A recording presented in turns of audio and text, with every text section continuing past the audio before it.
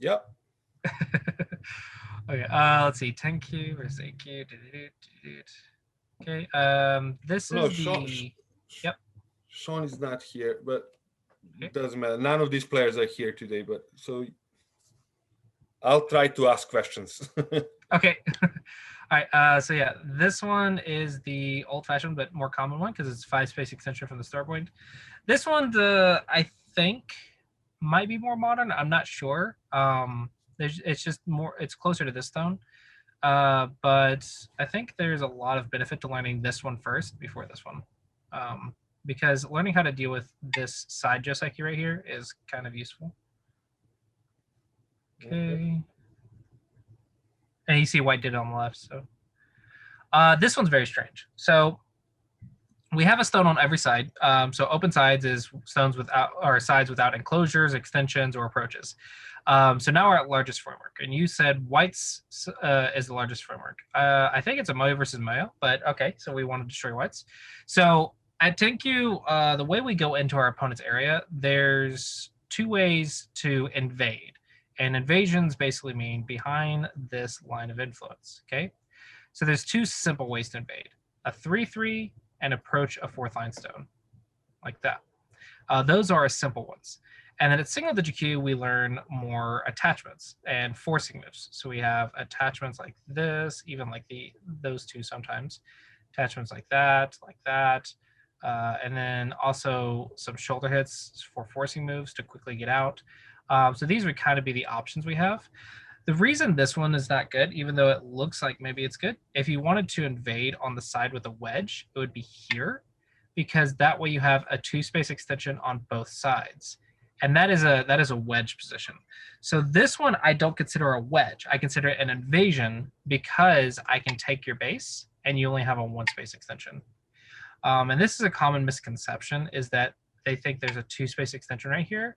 This is not a good extension because this is considered the armpit hit, which leads to the double Hane Tsuji, which is bad liberties and everything else. So it's better to play a 1-space here because there's less forcing moves and less bad shape. So this stone technically would be better here or at one of the marked spots. Okay. And for white, I think take the base and then kick. And this actually looks pretty nice for white. Maybe even play nice for here. Pretty nice for white. Yeah, white gets territory on both sides. Yeah. This one's just too passive. This looks like we're defending the left. If the left was big, we'd want to build it while reducing the bottom. We want to invade the bottom. We want to play a big move, or we want to attack. So this one's really passive. Block is good. Yeah, this is what I was worried about, is black thinks it's the armpit is a 2-space jump. This is not true. You'd want to play right here. If I was to play on top, it would be a slide, block, and then here. That would be the shape. Okay. When there's a stone on both sides, we do need to consider making our base, because the knight's move, when there's a stone on both sides, if it loses the 3/3, it loses its base and there's no extension. So just be careful about that. So we could just block right here, or kick and nobody down. It's also fine. But when you jump up like this, it looks like you're maybe running away and also reducing. If this was the biggest framework, it might make more sense. But since the bottom side's the next place to be, I kind of want to just live and then move on. I don't want to really play a lot of moves in this area. Not at this timing. I don't really like this one. Even if black loses eye space right here, black has eye space over here. So I feel like black could just ignore this and go play a big move. I don't think it's really relevant. All right, so we're getting into a big fight for, I think, for not a good reason. For black is on white side of the board. If black just settles efficiently, it's good for black because white controlled this side, but white didn't get to attack very strongly.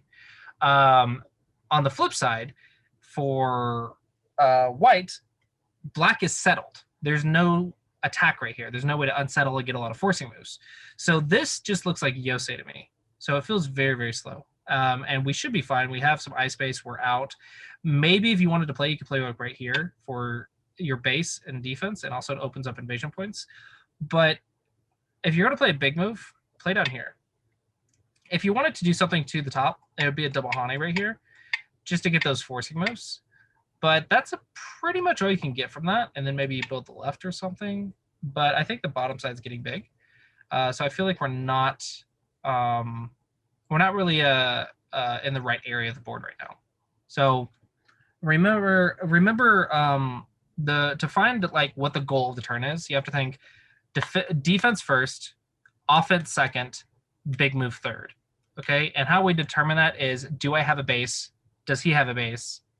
And if you don't have a base, are you getting are you near your opponent's stones, or do you have plenty of space?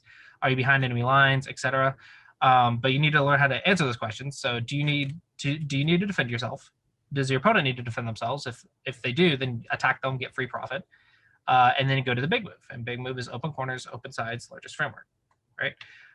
So I feel like we're in the wrong area, and then we start a big fight, which feels like bad timing. And also, this cut is attacking with weakness. So if I just play right here, and you run with that stone, then I kill the top two stones. Because 2 liberties to 3 liberties.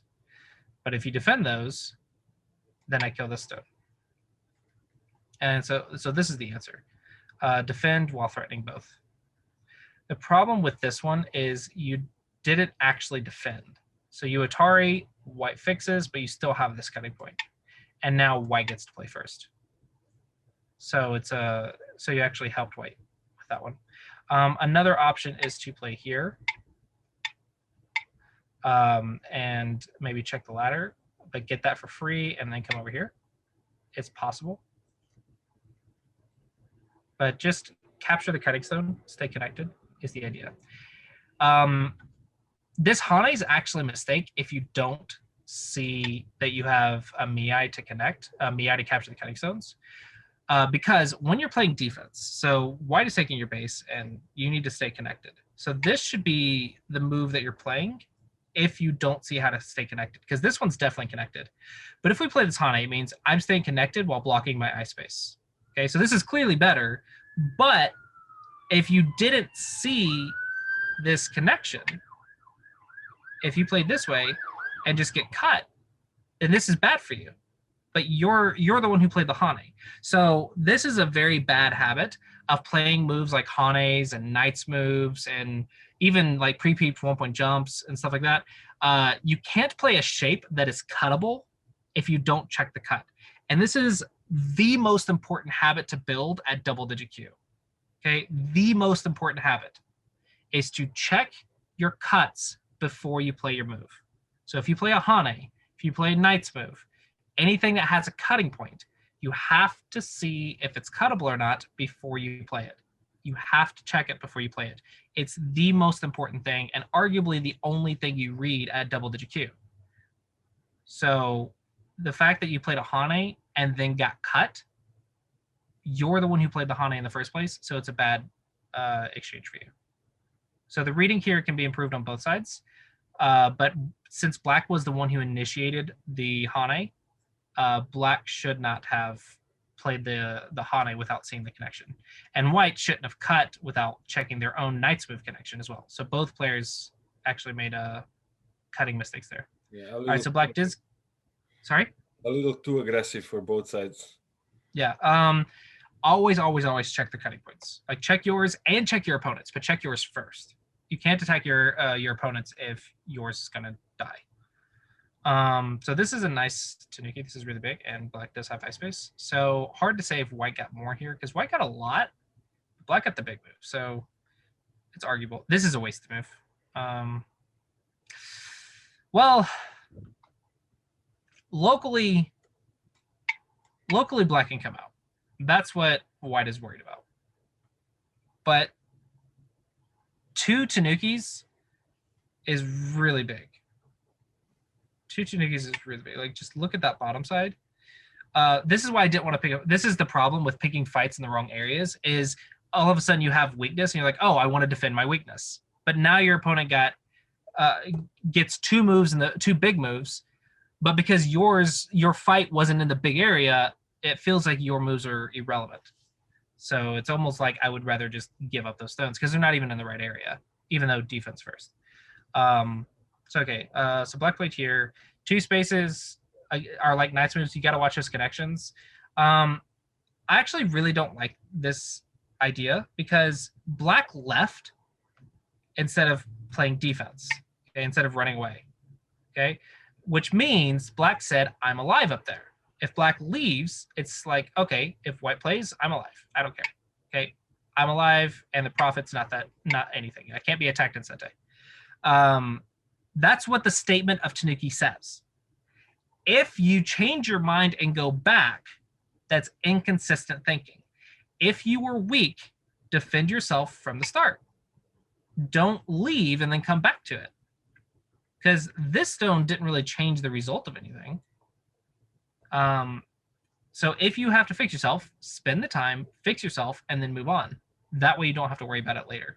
But if you leave and then come back, that's a sign of bad habits, meaning you're not checking your weak groups before you leave. 2 space jump is also a little risky. I recommend 1 space jumps at least for a while. It's just unnecessary bad shape. Like, the amount of Aji in here is really, really annoying. There's that. There's that. There's so much Aji.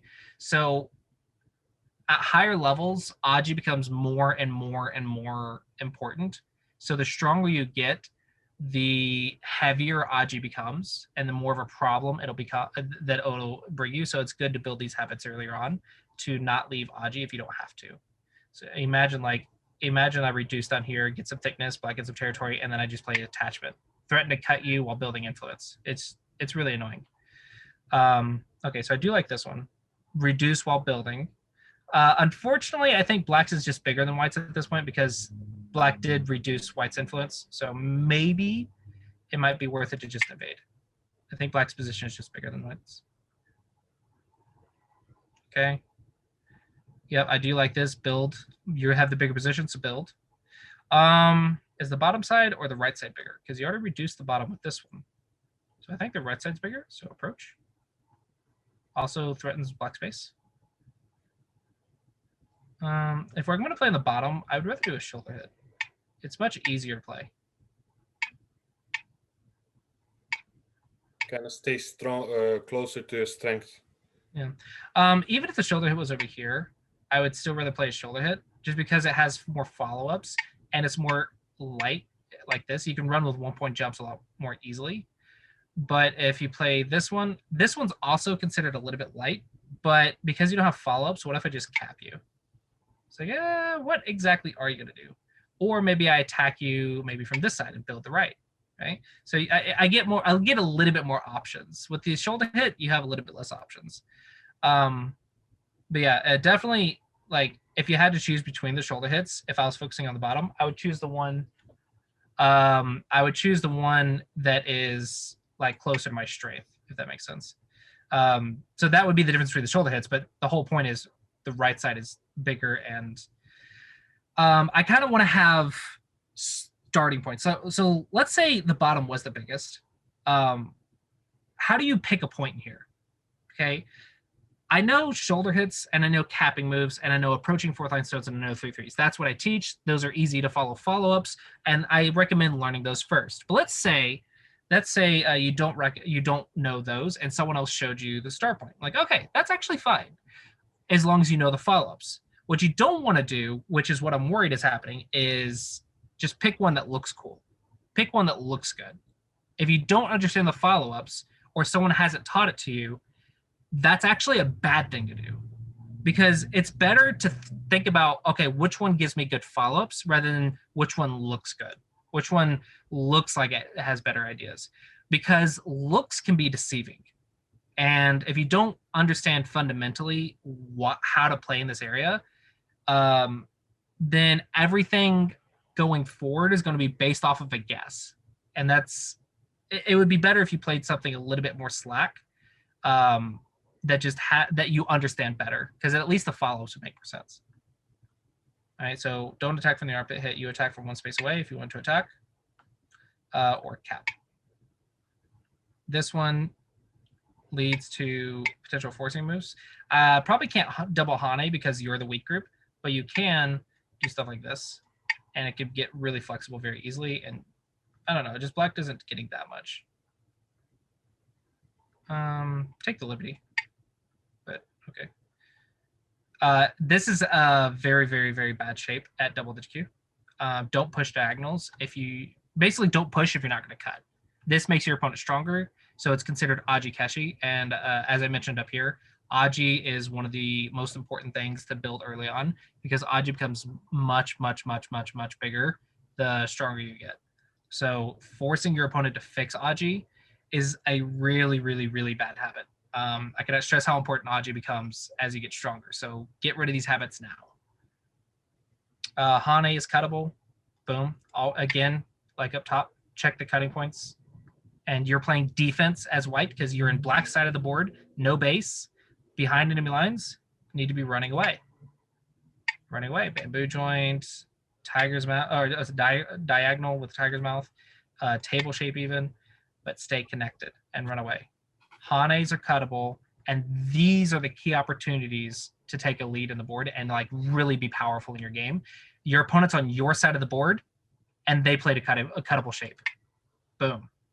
Cut them off from their escape route, and now they have potentially two weak groups. They're going to be in a lot of trouble. Another one. And this is fixing your opponent again. This is forcing your opponent to fix their cutting point. If I play right here, you cannot kill the stone. The ladder doesn't work. There's no net. You cannot fix this. But if I peep, now you can. Oh, this is painful to watch. Problems. Don't do this. Very, very bad. Don't do this. This is painful to watch. Okay, at the very least, maybe here to block your influence. That way you at least get profit. But don't fix your opponent. It's very bad. I don't like this. This one says white's area is the biggest and black's area is clearly bigger. Play on the largest framework. If it's your opponent's, reduce it, invade it, fine. But if it's yours, block it, build it. Play on the largest framework. So yeah, I think both of these players need to understand cutting points and big moves. Cutting points and big moves. Yeah, this is not a block. This just walks white in. I think the idea that black is trying is to block white from going right, but don't make a broken shape to do it, like here, and then nice move. That way you're not taking your own liberties. You're blocking your area with good shape. You have good liberties. But compare that to here, which is a broken shape. Your stones are not connected. They have bad liberties. It's potentially activating this cutting point. You're pushing from behind instead of nice move to get ahead. Yeah, bad shape right here. And then you actually damage these worse than if you had just blocked. These are just two stones. Don't have to save them. Okay, what is our rule of thumb for if we have to save it or not is it cutting stones? Right, are these two stones cutting stones? No. Are they more than 7 stones? No, it's just 2. Okay, and the last one, is this a large area?